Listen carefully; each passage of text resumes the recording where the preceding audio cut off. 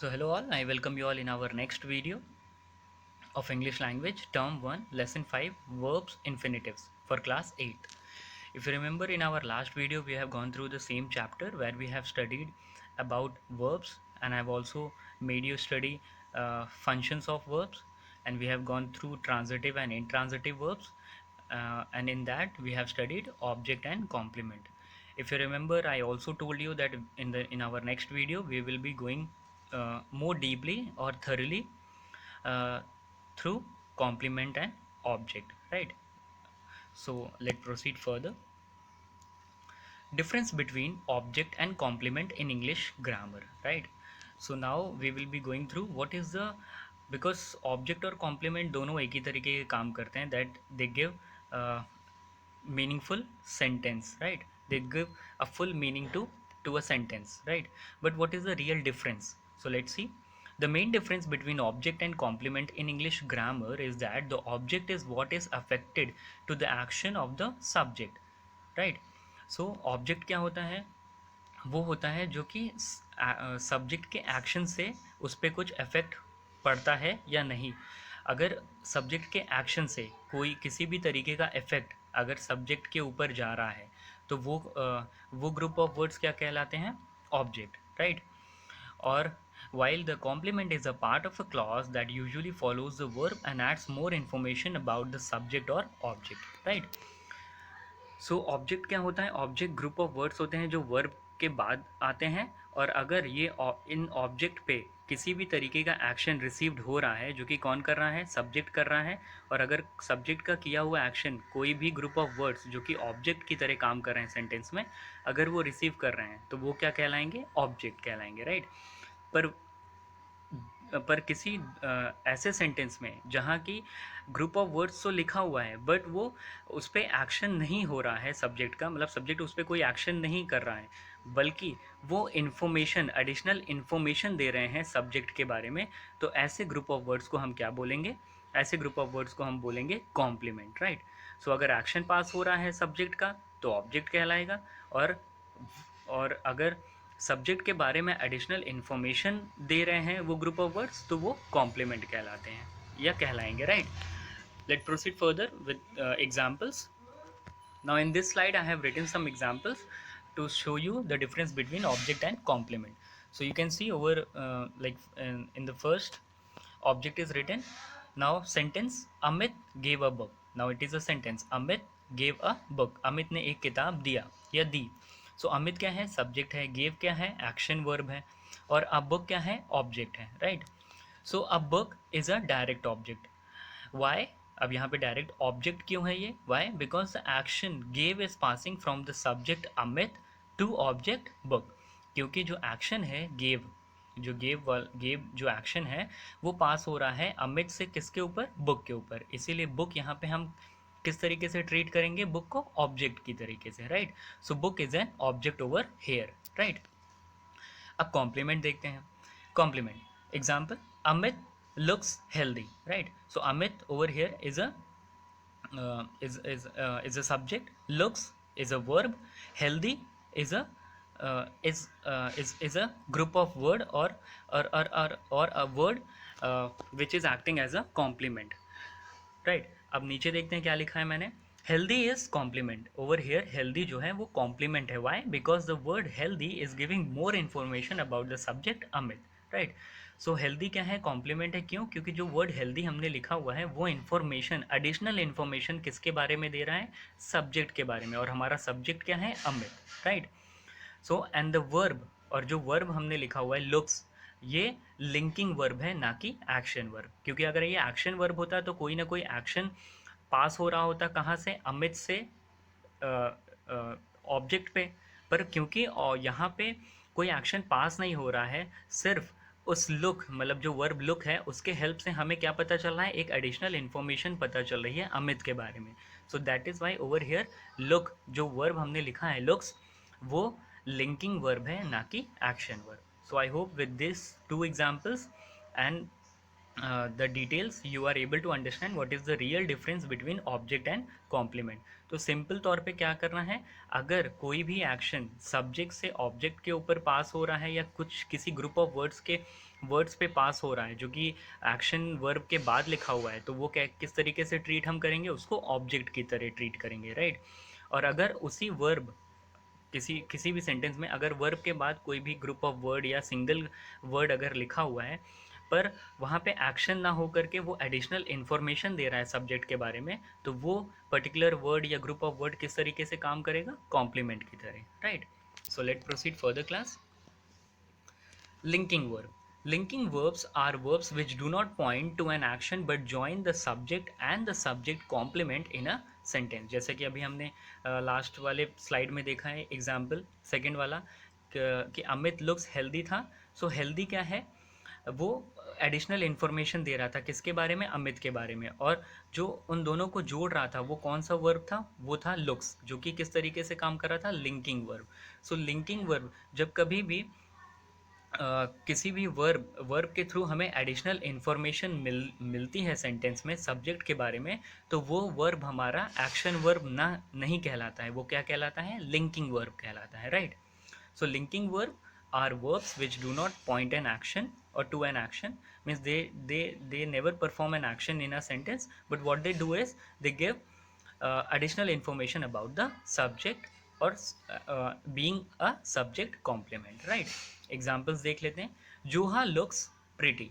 सो जोहा is a subject, looks क्या है, लिंकिंग वर्ब है, और प्रिटी क्या है, कॉम्प्लीमेंट है। वाई, क्योंकि प्रिटी के बारे में या सॉरी प्रिटी से हमें एडिशनल इन्फॉर्मेशन मिल रही है किसके बारे में, जोहा के बारे में।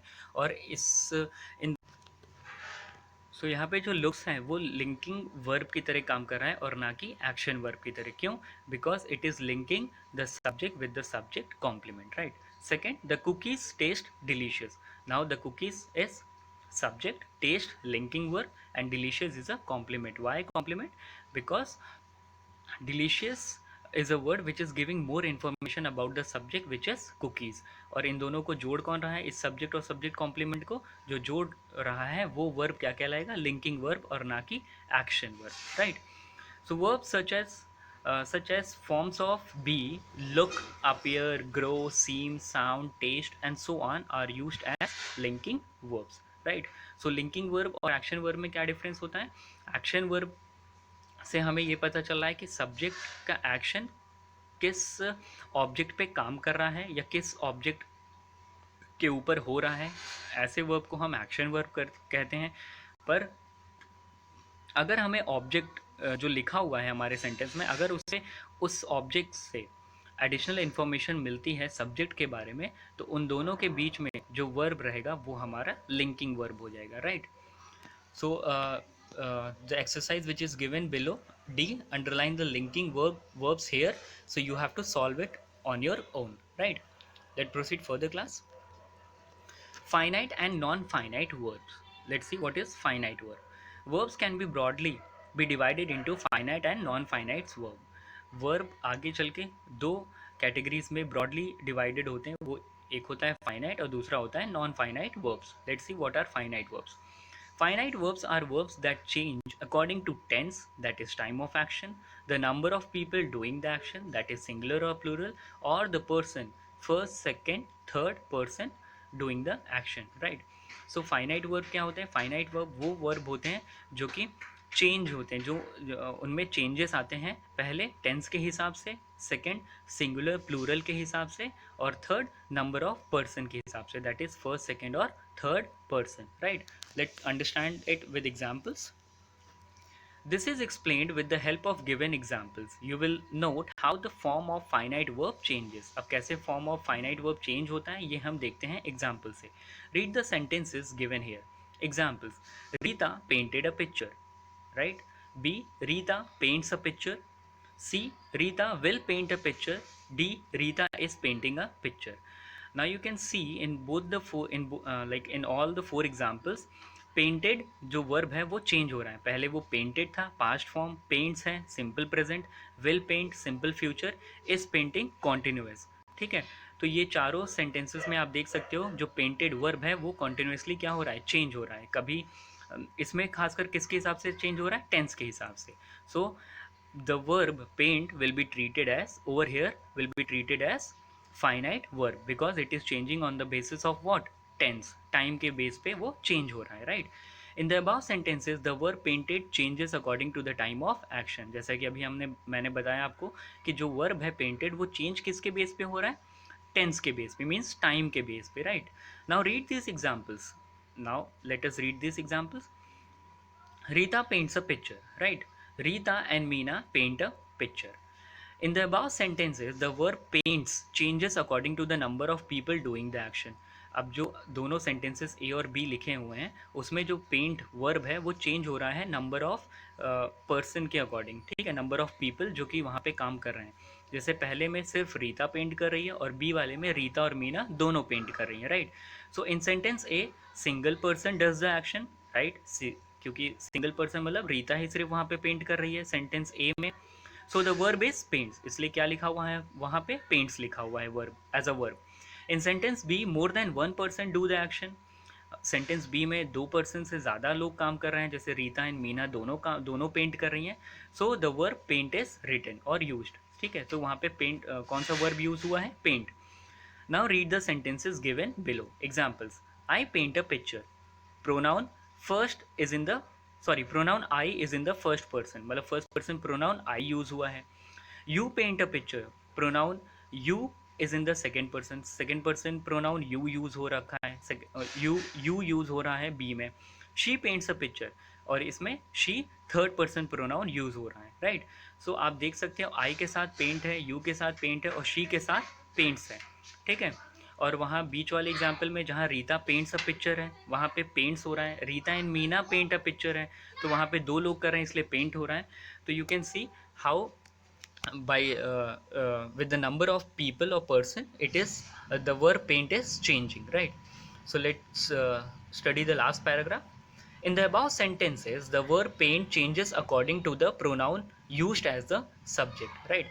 So पहले ए और बी वाले सेंटेंसेस में और फिर बीच के ए बी सी सेंटेंसेस में आप इन पांचों सेंटेंसेस में देख सकते हो जो पेंट है, जो वर्ब है वो चेंज हो रहा है अकॉर्डिंग टू द प्रोनाउन जो कि किसकी तरह यूज हो रहे हैं, सब्जेक्ट की तरह यूज हो रहे हैं, राइट, या सब्जेक्ट की तरह यूज हुए हैं. With first person pronoun I and the second person pronoun you the verb is paint. I और यू के साथ जो वर्ब यूज हुआ है वो पेंट है. थर्ड पर्सन शी के साथ क्या है, पेंट्स यूज हो रहा है, right. So in all the above examples paint is the finite verb. तो आप देख सकते हो कि किस तरीके से पेंट जो वर्ब है वो किस तरीके से यूज हुआ है, राइट. और ये फाइनाइट वर्ब क्यों है, क्योंकि सबसे ऊपर आप देख सकते हो चार सेंटेंसेस में टेंसेस के हिसाब से चेंजेस हुए हैं, जहाँ पे पेंटेड है, पेंट्स है, विल पेंट है, इस पेंटिंग है.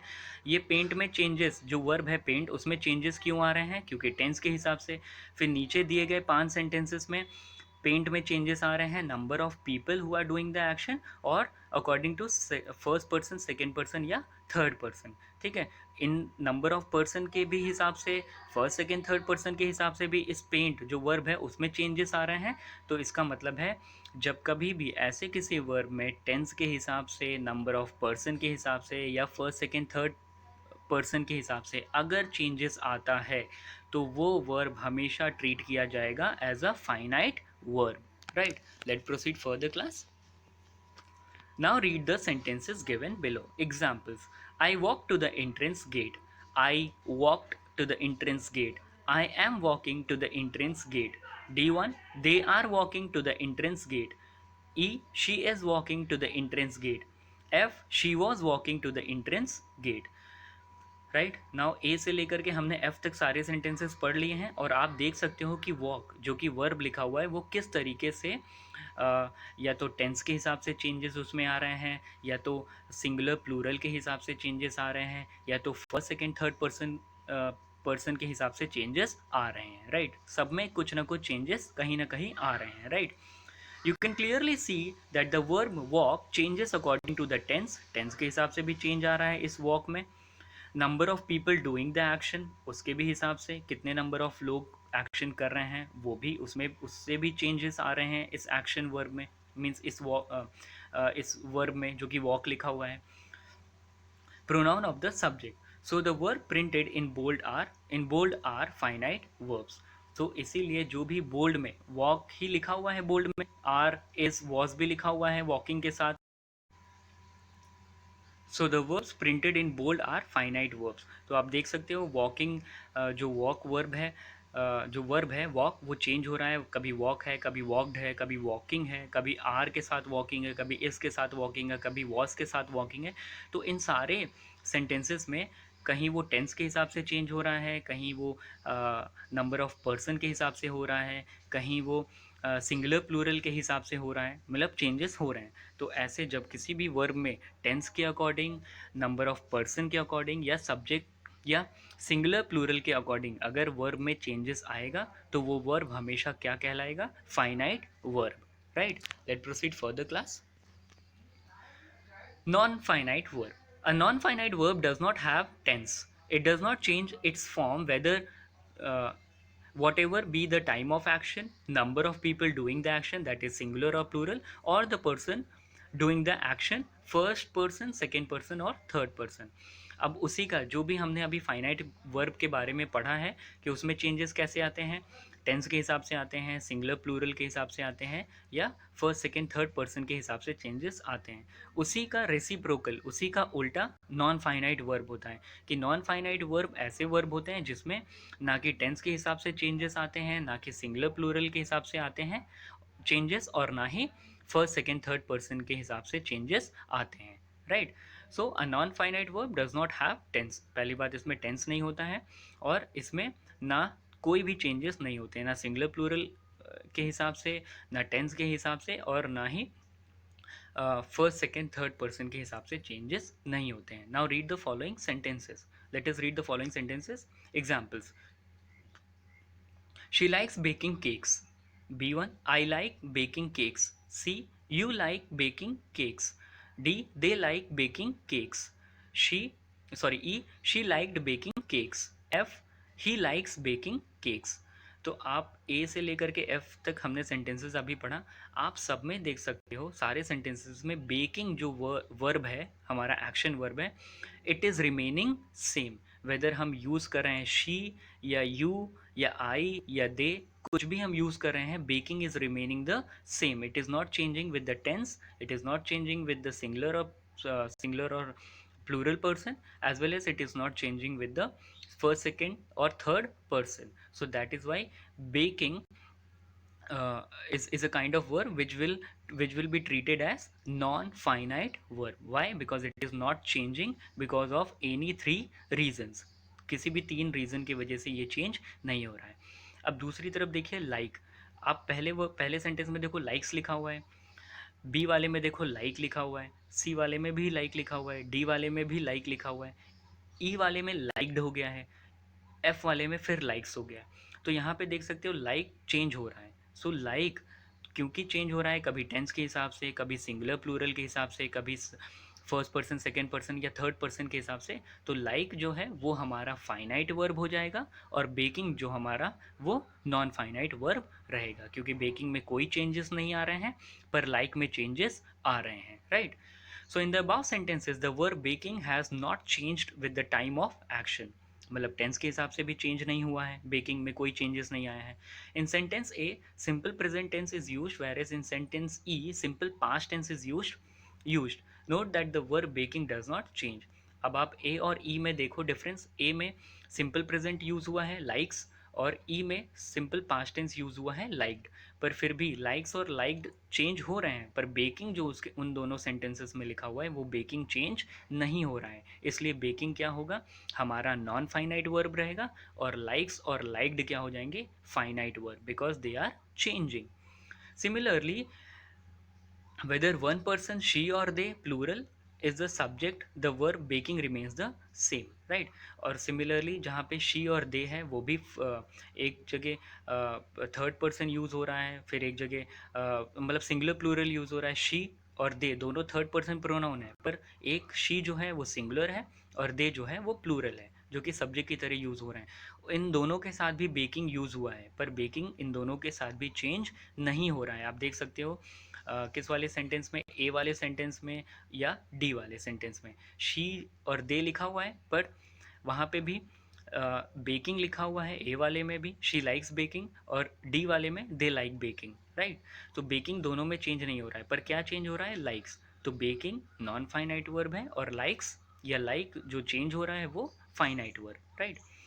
with person with pronouns I, she, they, you, first person or second person or third person, the verb baking does not change. So the verb baking is a non finite verb. इसलिए baking जो है वो non finite verb है, क्योंकि ये इसमें changes किसी भी रीज़न से नहीं आ रहे हैं, ना टेंस के हिसाब से, ना सिंगुलर प्लूरल के हिसाब से, और ना ही first person second person third person के हिसाब से बेकिंग में कोई चेंज नहीं आ रहा है, इसलिए ये नॉन फाइनाइट वर्ब है।